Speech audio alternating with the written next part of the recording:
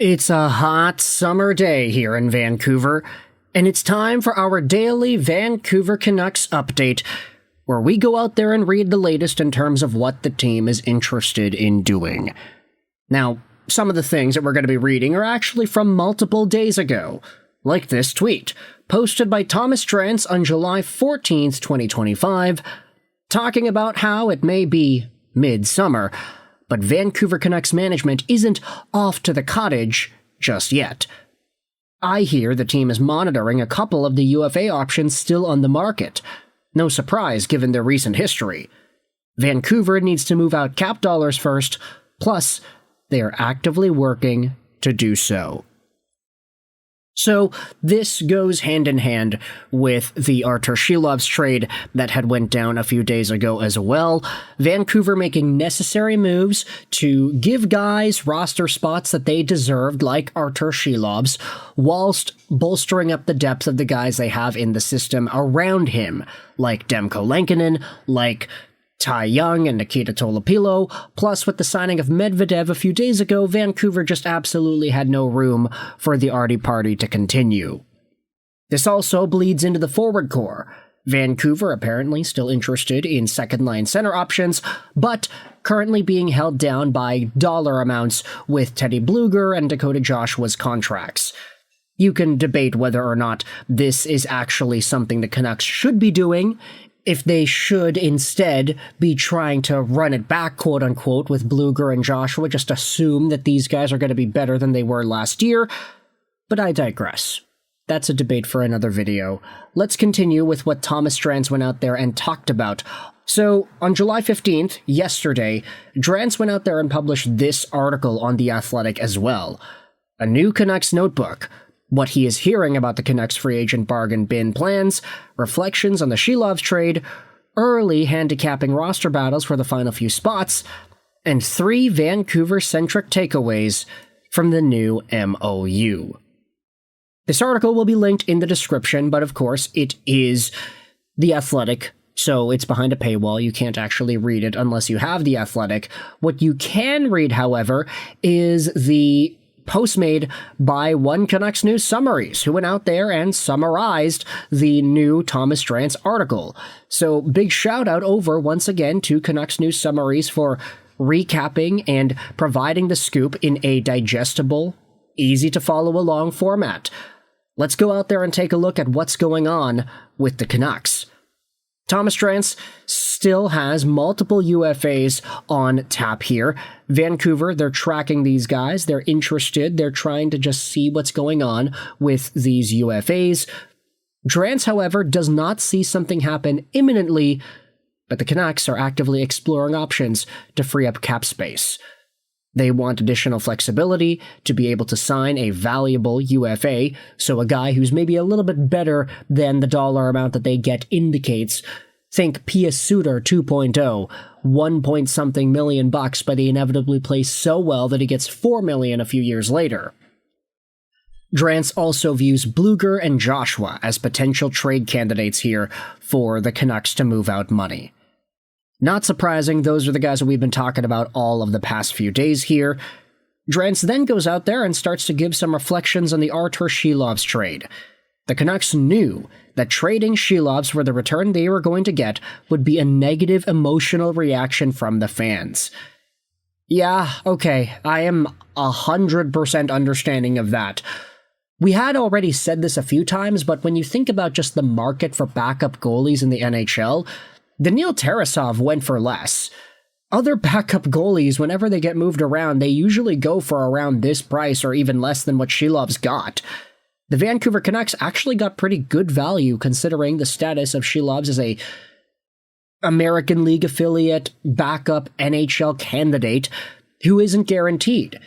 A 4th-round draft pick and a former first-round prospect is not actually a terrible return, but it's good here that the Canucks knew that whatever it is they were going to get for him, within reason, was going to spark a negative emotional reaction from the fan base. A lot of Canucks fans were pissed off with the Shelovs trade. Oh, why'd they trade this guy? He's so young, he has potential. He just carried the Abbotsford team to a Calder Cup championship. Why would they get rid of him afterwards? It's like, no, they just didn't have room for him.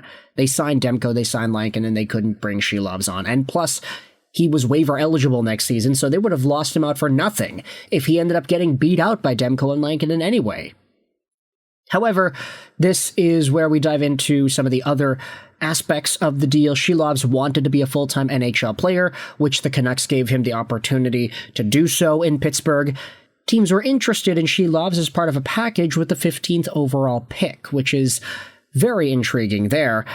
The Canucks held firm that the acquisition price was a 4th-round pick, a la Daniil Tarasov, and the Canucks want to see him work with their development program.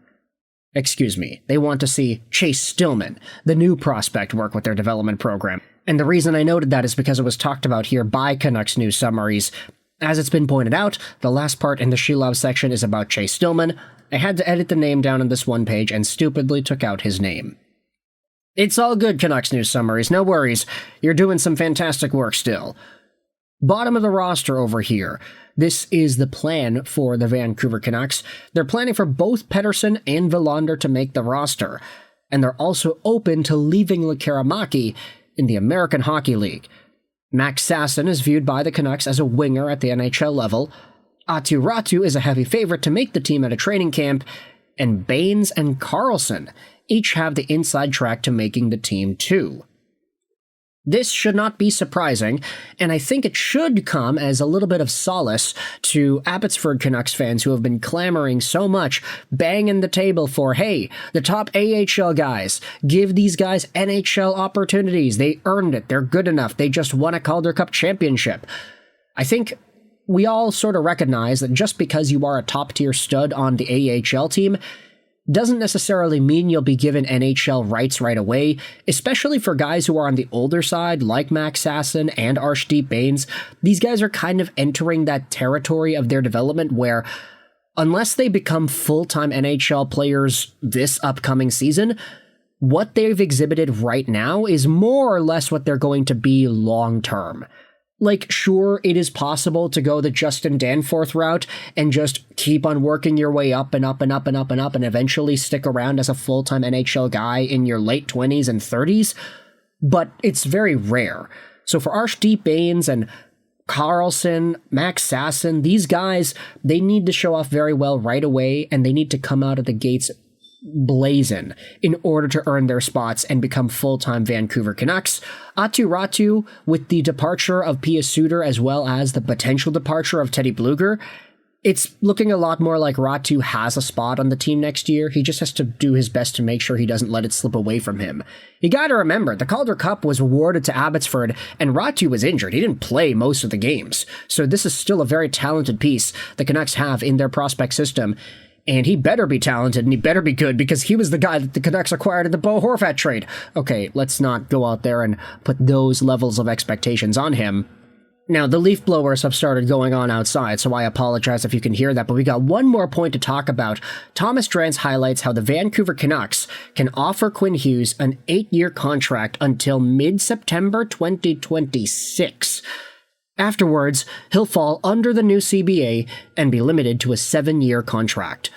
If Hughes goes to unrestricted free agency, he'll only be able to get a 6-year contract due to the new CBA laws. The Canucks now have significant leverage in the Hughes contract or trade talks with him, because if Quinn Hughes all of a sudden wants job security, he wants to go to New Jersey, and he only wants an 8-year deal, Vancouver's going to have to sign that 8-year deal and then trade him. Also, if Quinn Hughes wants that money, if he wants to be able to make that dough, 8 years is what Vancouver's going to be offering him. No other team can offer him more than 6, assuming he goes to free agency in the first place. So this is a really, really interesting piece of info that I think is going to impact the Quinn Hughes contract negotiation situation a lot more than we might have anticipated. Vancouver now has a lot more leverage in the Quinn Hughes discussion long term. And I guess you could go out there and debate, why would Quinn Hughes want to sign 8 years? Well, he's really good, and if the Vancouver Canucks are interested in keeping him around, signing him for 8 years at $13 million a season can give Quinn Hughes a very beefy amount of money heading into the long term. Plus, it solidifies everything with Brock going on 7 years, Connor Garland 6 years as well. Pettersson, of course, is signed on long-term too. There can be a very good crew cooking in Vancouver if this Quinn Hughes situation can get done. So with all this in mind, I want you to let me know your thoughts in the comment section below. How do you feel about Thomas Drance's Vancouver update in regards to UFAs the team is tracking, the latest on trades, what we're seeing about AHL guys, and the Quinn Hughes contract extension situation?